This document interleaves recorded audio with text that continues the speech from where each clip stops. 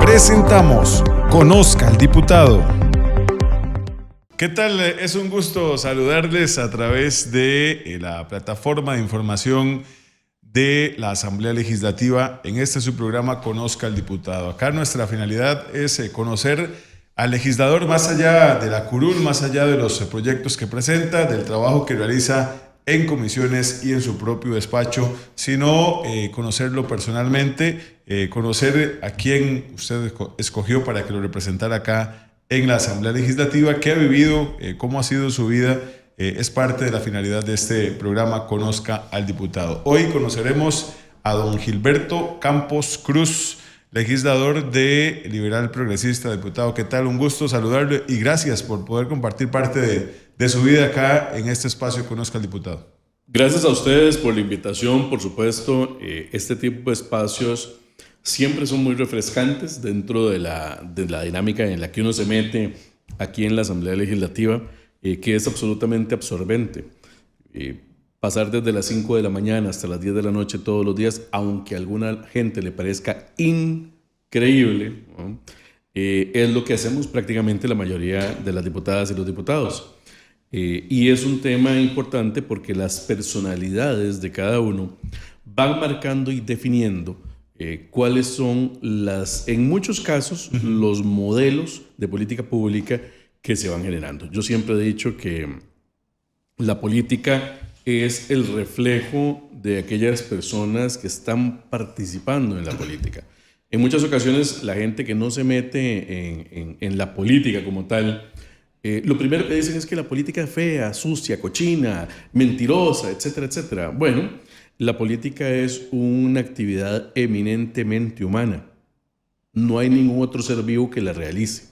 Y como es una actividad eminentemente humana, a la política se traslada los valores, los antivalores, los juicios, los prejuicios, las nociones, las prenociones, las historias de vida, por ejemplo, las percepciones que tengan del mundo, lo duro que ha sido, y quizás todo esto se traslada al ámbito político. Y ahí es donde uno tiene que observar quién participa en política, no necesariamente englobar esto dentro de la política. Así es que los felicito por el espacio porque verdaderamente implica ese reconocimiento. Decía, y ya creo que lo he dicho en varios programas, decía el Papa Francisco, la política es la mejor forma de ayudar al prójimo si se hace de manera correcta. Es una vocación de servicio, los que todos debemos tener y deberíamos tener en muchos otros casos cuando tomamos la decisión de participar en política. Porque yo no dudo que el primer impulso que tienen las personas que se meten en política es ayudar a los demás. Muchas de las personas con las cuales uno habla permanentemente, por ejemplo, en Talamanca, en diferentes cantones del país, como por ejemplo en Cotobruz, en Puerto Jiménez, en San Carlos, en Alajuela Centro, en la zona limítrofe del país, en la zona norte o en cualquier otro lugar, siempre va a haber alguien metido tratando de resolver que arreglen el camino, que llegue agua a la comunidad, por ejemplo en Llanuras del Gaspar, en Sarapiquí, que haya mayor movilidad en la zona donde vive. Todo esto es política. Y toda esa gente se mete con una aspiración y es tratar de resolver los problemas de su comunidad o del país. Así es que todo el mundo que se mete inicialmente en política, yo no estoy diciendo que sean todos, porque hay más de un vivillo, lo hace con el sentimiento de ayudar y de servir. Para estar en política hay que tener el sentimiento o la convicción, el compromiso de resolver problemas ajenos. Absolutamente, absolutamente. Es interesarse por el problema del otro. Es interesarse por el problema de los demás. Y ahí es quizás la esencia de la definición de política pública. Cuando uno, bueno, me voy a disculpar que se me salga lo politólogo, ¿verdad? Pero cuando uno construye un modelo para resolver una política pública o diseña una política pública, uno lo que está haciendo es resolviendo el problema a alguien más. A alguien que puede ser que tenga el mismo problema que yo, o puede ser que no tenga el mismo problema que yo. Pero interesarse en las necesidades de los demás, interesarse en el sufrimiento de los demás, interesarse en el dolor de los demás, interesarse en los sueños de las demás personas, es la motivación esencial para que uno se meta en política. Lo dice usted perfectamente. Interesarse en los problemas de los demás parte del principio fundamental de bienestar para todos. Por supuesto que yo creo que cuando uno está bien individualmente, personalmente, están bien todos los demás que están alrededor de uno como sociedad. Y esa es quizás la diferencia de enfoques que tenemos en algunas visiones de mundo, pero ciertamente es lo que debe imperar. Ese sentimiento es algo que traía ya en la sangre desde chiquillo, ¿verdad? Porque de acuerdo a su hoja de vida, he visto que ha estado siempre metido en ese tipo de luchas. Sí.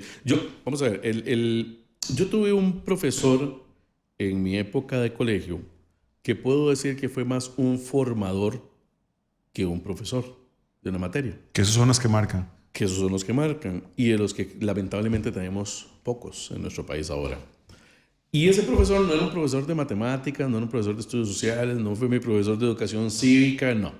Fue mi profesor de música. Porque Víctor Hugo Soto Montero, fue el profesor que nos hizo interesarnos a toda una generación por producir algo hermoso, algo bello, a través de la música. Pero en el entendido de que eso era para alguien más. Si bien es cierto, había un disfrute personal en la ejecución, lo cierto es que cuando usted hace música, no la está haciendo solo para usted. Habrá un momento de introspección donde usted ejecute algo para usted mismo. Pero cuando usted toca una pieza, usted la toca para un público, para alguien que va a disfrutar, para alguien que va a creer en el esfuerzo que usted tuvo, en la habilidad que tiene o en la disciplina que pueda tener para ejecutar eso a la perfección. Y eso trasladado al mundo común, saliéndonos del ámbito artístico, representa interesarse por algo mucho más grande que uno. Entender que hay cosas mucho más grandes que uno mismo por las cuales vale la pena esforzarse, ser disciplinado, trabajar y luchar. Y entre ello es, por supuesto, vivir mejor, construir una democracia firme, y hay una serie de valores, digamos, desde el punto de vista en el ámbito político que uno podría enumerar. Pero eso fue en mi época de colegio. En mi época de escuela, en la escuela Padre Benito Sáenz y Reyes en Santo Domingo de Heredia, fue una infancia muy bonita. Y puedo decirle que yo fui un niño feliz, gracias a Dios. Yo sé que hay muchos niños que recuerdan, muchos adultos, que recuerdan su infancia con dolor. Yo no recuerdo mi infancia con dolor. Yo tengo que decir que yo agradezco a mis padres la infancia que yo tuve. Bien. Porque recuerdo los aguaceros, jugar con barquitos de papel en los caños crecidos después de un aguacero, venirme de la escuela debajo de un aguacero en donde no se veía nada a los 5 metros de distancia, llegar empapado a la casa. Tantas cosas bonitas que uno antes podía disfrutar en esa niñez. ¿Herediano de por vida? ¿Herediano de equipo? Heredia. Porque ya nos vamos a meter en una bronca. No. Usted me dice si entramos en esas complicaciones. Liguista. No, yo soy liguista. ¿Liguista? No, yo soy liguista. A ver, ser liguista es todo un ejercicio de paciencia y un ejercicio prácticamente de tranquilidad mental, ¿verdad?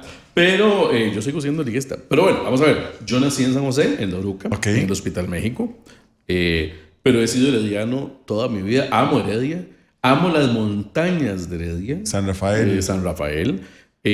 Monte de la Cruz. Toda esa parte alta bellísima. De San Isidro. Desde Santa Elena de San Isidro hasta Santa Bárbara de Heredia, ya prácticamente pegando con el volcán Poás. Todas las montañas de Heredia son un espectáculo paradisíaco que todo el mundo debería disfrutar. ¿Los atardeceres o las tardes? Mira que me gustan más los amaneceres. ¿Amaneceres? Sí. Bueno, sí. Yo vivo atardeceres y tardes lluviosas. Sí. Espectacular. Sí, el clima frío. Pero vea qué vacilón, porque en la mayoría de las montañas de Heredia usted no puede ver los atardeceres, porque hay montañas frente a usted hacia el oeste. Pero usted sí puede disfrutar los amaneceres, porque en diferentes momentos del año el sol sale o por encima del volcán Irazú, hacia la derecha del volcán Irazú o hacia la izquierda del volcán Irazú, por supuesto, dependiendo de la época del año en la que esté. Y esos amaneceres son espectaculares. Yo tengo fotos de amaneceres vistos desde Heredia que son como ver atardeceres, anaranjaditicos, ¿verdad? Pero son lindísimos. PLP. Lindísimos, puro PLP. Solo falta una palomita volando, ¿eh? Pero son un espectáculo. Y cuando he ido a Limón y he tenido oportunidad de quedarme en la playa, yo me levanto muy temprano siempre, porque me encantan los amaneceres de Limón, porque son un espectáculo. Yo creo que recordar que uno de los amaneceres más bellos que yo he visto en mi vida fue uno que vi desde Manzanillo. Entre Manzanillo y Punta Uva, por ahí en algún lugar. Creo que fue, sí, en la playa que está como en intermedio de esas dos, como a las 5 y resto de la mañana. Fue una cosa, pero espectacular, espectacular. Y lo tengo grabado en la retina y lo sigo recordando con muchísimo cariño. Pero fue una cosa lindísima, lindísima. ¿Su familia, don Gilberto? Mi familia, primero la amo con todo el corazón. Mi papá, como ustedes sabrán, falleció empezando mi gestión aquí en la Asamblea Legislativa. ¿De los momentos más duros? Sí, claro. Sí, claro. Y sobre todo por las condiciones bajo las cuales mi papá fallece, ¿verdad? Embestido por una conductora bajo los efectos de licor a las 6 de la mañana en el puro centro de Santo Domingo, Heredia. Sí, fue uno de los momentos más duros de mi vida, por supuesto. Pero hay que superar las cosas, hay que seguir adelante, y así lo ha entendido mi familia y así lo hubiera querido él. Mi papá fue un comerciante toda su vida, siempre dentro del mundo de la panadería. En mi infancia tengo recuerdos hermosísimos con mi papá porque yo deseaba que llegaran las vacaciones de 3 meses, cuando habían vacaciones de 3 meses, y las vacaciones de medio año también, para levantarme a las 3 de la mañana con él, irme a cargar el camión, ir a repartir por todas las pulperías de las rutas que teníamos, volver a la panadería, volver a cargar, volver a hacer la segunda ruta, después de la mañana ir a cobrar y a recoger los pedidos, devolverme con él y después irme para la casa. Yo ese mundo de la panadería lo recuerdo con muchísimo cariño y yo deseaba que llegaran las vacaciones de 3 meses. Mi papá ¿Aprendió a hacer pan? Sí, claro, mi amigo, me encanta cocinar. A mí, pero me encanta. Los que me conocen saben que pónganme una parrilla enfrente y quítense todos, ¿verdad? Yo me encargo. Además, me desespera cuando yo veo así como alguien que está en una parrilla y yo le digo, pero dale vuelta a esa carajada. O sea, lo estás dejando mucho, se te va a secar, bájale el fuego. Mira, y entonces ya ahí mejor uso el libro ese famoso que dice, quítese, lo hago yo. Algo así. ¿Te gusta atender a la gente? Sí, claro, me encanta. Me encanta. Con las personas que han estado parte cercana en mi vida saben que a mí me gusta atender y saben que a mí me encanta servir. Y quizás es una cuestión curiosa ahora que usted lo plantea, porque viera que cuando yo era niño,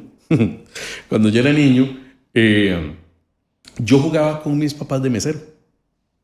Entonces ellos se sentaban en la mesa y yo llegaba con una servilleta de tela aquí sobre el brazo, ¿verdad? Y yo les servía a ellos. Pero toda la vida. Y recuerdo eso con mucho cariño porque quizás marcó en alguna medida algún rasgo de personalidad ya de adulto. Yo creo mucho en los dones y en la vocación. Y ahí en eso se refleja que traía un don de servicio que a través de compartir a nivel familiar de la función en la panadería y en la política, lo ha ido reflejando a lo largo de su vida. Sí, y eso que no nos hemos metido con la parte deportiva, pero hay un tema interesante. Ya vamos. Hay un tema interesantísimo. Bueno, nos metimos con la liga. Sí, bueno, pues ya llegaremos a la Copa. Dejemos eso aparte. Pero quizás un tema curioso de esa época es que mi abuela con mi abuela era con la que yo me metía a la cocina. Entonces mi abuela pasaba haciendo empanaditas y empanaditas de queso con azúcar mi familia materna es oriunda de la zona norte. Qué sé yo, guisos, pozoles, arroz guacho, no sé, tantas cosas, sopas de mollejas, muchas cosas. Y en esa época yo recuerdo que yo también me metía con ella mucho a la cocina, era muy curioso en eso. Y siempre me ha encantado cocinar y hoy sigue siendo una de mis pasiones porque cocinar para mí representa desestrés, eliminar ansiedad, bajar la velocidad, reducir, porque la cocina implica paciencia. Proceso, precisión, implica exactitud, implica muchas cosas, ¿verdad? Y para hacer eso hay que enfocarse, ¿verdad? Desde cortar una cebolla para no volarse los dedos, ¿verdad? Hasta los tiempos de cocción lenta, que también es todo un tema, ¿verdad? Entonces, bueno. ¿Qué es lo que más disfruta cocinar? Pucha, de todo. No, a mí me encanta de todo. Bueno, depende. O sea, me gustan los retos y entonces en algún momento de mi vida yo me afilié a la revista Sabores. Y llegué a tener... Ya no me acuerdo. Yo me acuerdo que cuando yo saqué eso eran como no sé cuántas kilos de papel cuché, que saqué porque yo era de mes a mes estaba comprando y salsas y carnes y pescados y aves y arroces y pastas y panes yo me devoraba los libros de recetas, leía mucho técnicas. Ya cuando empezó a aparecer el internet y fue mucho más fácil acceso a la literatura de cocina, yo empecé a leer artículos en la computadora, porque recordarán ustedes que yo soy de esa generación de transición, ¿verdad? Donde teníamos todo en papel y de repente todo pasó a digital, ¿verdad? Y costó también esa transición. Sí, costó la transición, pero a partir de ahí empecé a leer sobre técnicas de cocina, técnicas de cocción, técnicas de corte, un montón de cosas. ¿Es de los que siguen la receta al pie de la letra? No.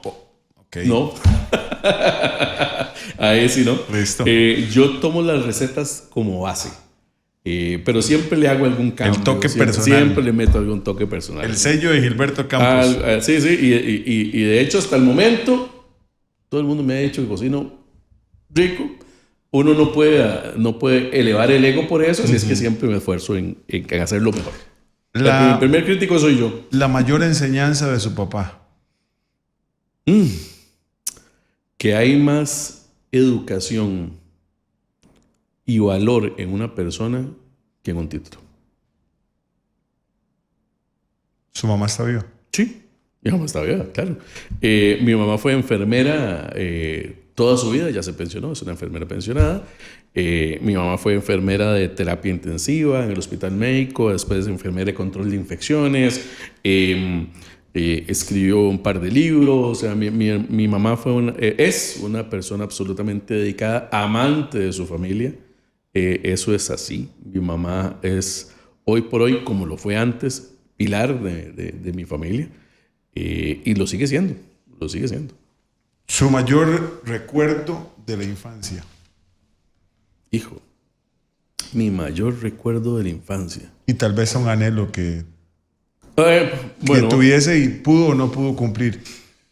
De mi infancia, no de mi adolescencia. O la niñez, empezamos por la niñez. De la niñez. Yo recuerdo con mucho cariño los juguetes que salieron de los Transformers en aquella época. Yo tuve uno o dos, no sé, una cosa así. Y eran juguetes completamente revolucionarios. Y recuerdo que también las vacaciones que yo pasaba en San Carlos. Yo pasaba las vacaciones en San Carlos en la casa de mis padrinos. Buena parte de las vacaciones de 3 meses. Y nos íbamos para allá. Y era otro mundo. Para mí era otro mundo. Ir a San Carlos era otra cosa, ¿verdad? En principio no sigue siendo. Ni siquiera se veía Canal 6. me parece. En aquella época solo entraba el 7. Y era un mundo completamente desconocido y controlado, porque a final de cuentas nosotros no nos movíamos mucho del área de la casa. Acompañábamos a mi padrino a la finca, etcétera, etcétera. Pero sí era un mundo muy bonito y yo San Carlos lo recuerdo con muchísimo cariño. ¿Su infancia o adolescencia ya? Bueno, en mi adolescencia puedo decirte que la música me acompañó durante buena parte de mi adolescencia. ¿Cuál género le gusta más? El rock, yo soy rockero. Rock. Ah, sí, yo soy rockero. A mí póngame AC/DC, póngame, no sé, Guns N' Roses. Se transforma. Sí, póngame Rolling Stones y toda esa carajada. No, yo soy feliz con eso. Pero también disfruto casi todos los géneros, menos el reggaetón. Ahí sí no me agarraron, ¿verdad? Ahí sí compartimos. No, ahí no me agarraron a mí. Pero el resto de la música sí. De hecho, yo pensé en algún momento ser músico de carrera. Y me inscribí al término de la secundaria para hacer el examen de aptitud de la Universidad de Costa Rica en la escuela de música. De hecho, yo estudié percusión. Y en algún momento, no sé, no recuerdo, ese sí es un recuerdo que tengo muy poco claro. Quizás lo bloqueé, porque al final de cuentas no lo logré. Pero no pude hacer el examen de la UCR y me dejó por fuera, porque era el requisito fundamental para la matrícula ese examen. Y al final terminé en ciencias políticas. Vea usted lo que es la vida, nada que ver una cosa por la otra. Y terminé en ciencias políticas y entonces me gradué de politólogo. Pero eso no fue la primera, digamos, bifurcación profesional. Cuando estuve en el colegio, yo me egresé de un colegio de sacerdotes en aquel momento, el Colegio Claretiano, cuando el Colegio Claretiano era solo de varones. Y por ahí del segundo o tercer año de colegio, a mí me entró la espinita por el sacerdocio. ¿Va? Y entonces yo dije, ¿será que ese es mi camino, que esa es la vida, la verdad? De mi generación, como 2 o 3 ingresaron al seminario. Yo un añito después ya me di cuenta que ese no era mi camino. ¿Pero sí fue al seminario? No. Okay. Ni siquiera hice tiro. No, yo no hice tiro, pero sí me entró la espinita como en tercer año del colegio, pero un tiempito después ya me di cuenta que no era esa mi vocación. ¿Por qué? Porque ya aparecen las chiquillas y la cosa, y ya uno empieza a ver el mundo con otros ojos. Ya sabía, ¿verdad? Que por ahí iba. Por supuesto que no. Era mucho sacrificio. Pero bueno, ahí ya inicié con la etapa deportiva de mi vida, ¿verdad? Ya iba para ahí. Sí, y que fue también todo un tema. Cuéntenos. Resulta que en aquella época mi hermana tenía un noviecillo de esos de juventud que el carajo practicaba judo. Y como yo siempre he sido así como medio empacado, ¿verdad? El carajo se me queda viendo y me dice... usted como que le tendría como cuerpo para judo. Y me dice, vamos conmigo a un entrenamiento. En aquel momento, el equipo de judo de la Universidad de Costa Rica ya permitía el ingreso de alumnos que no fueran de la universidad, ¿verdad? Y yo fui. Ese primer entrenamiento, lo recuerdo muy bien.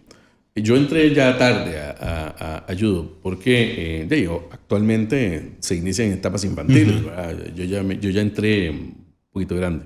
¿Qué tenía? ¿17? No, menos. 14, 15. Como 14, 15. Lo que pasa es que yo ya alzaba... Sí, es que es normal. Ya 7, 8 años los chiquillos van... Lo que pasa es que yo en esa época yo ya alzaba pesas. Entonces ya estaba yo metido en el mundo de los gimnasios y ya estaba yo con el cuento del press de banca y el cuento de las mancuernas y toda la carajada. Entonces yo iba a un gimnasio cerca de la casa y entonces yo tenía ya como un año de estar entrenando en gimnasio y ya se veía algún resultado. Y entonces obviamente eso pasó hace muchos kilos atrás, ¿no? Por supuesto. Y fui a ese entrenamiento. A ese entrenamiento, lo que hice fue caer toda la noche. del lado derecho, del lado izquierdo, para atrás, para adelante, del lado derecho, del lado izquierdo, para atrás, para adelante. Todas las 2 horas del entrenamiento pasé cayendo, aprendiendo a caer.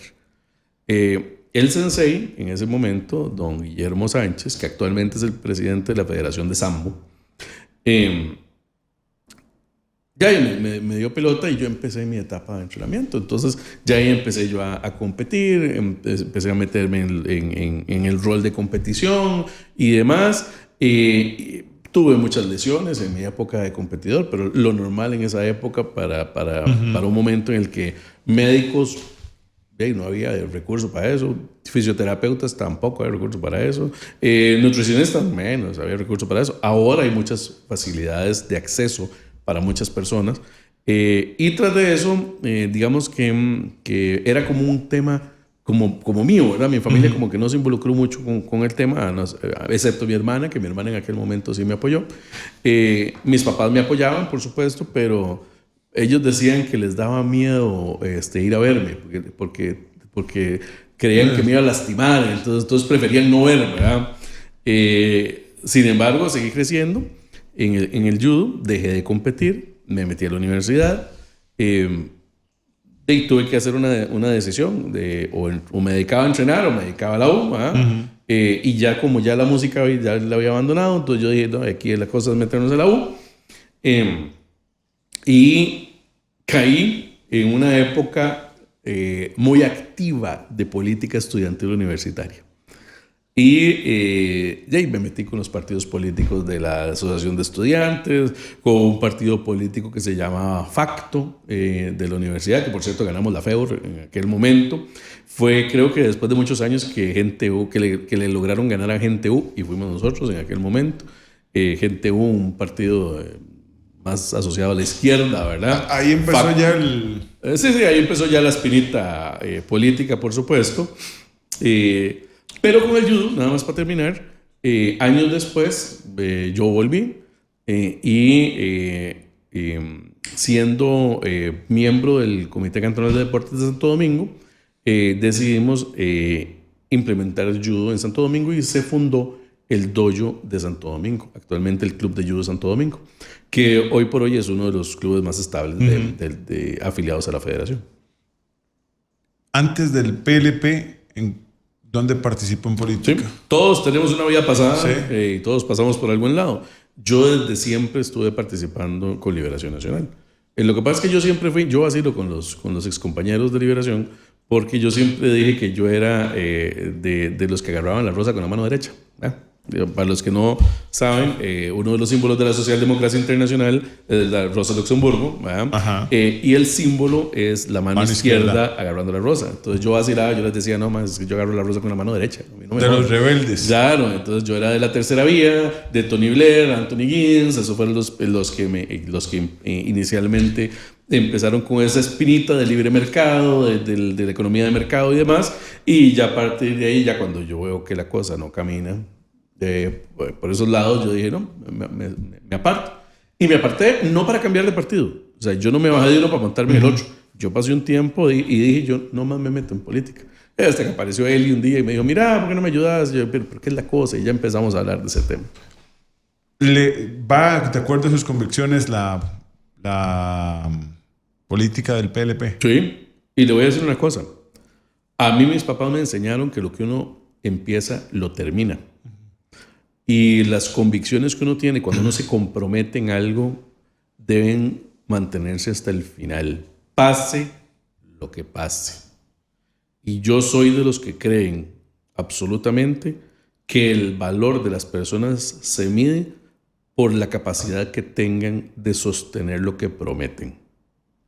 Y por eso me voy a quedar hasta el final. ¿Y seguirá en el PLP? Una de las cosas que yo le dije a Eli cuando me metí en esto fue, si yo me voy a meter en un proyecto de esta naturaleza, es con 2 condiciones. Una, yo no me voy a andar cambiando de partido en partido. Se lo dije a Eli. Es más, se lo puedes preguntar a Eli para que veas que te lo voy a repetir.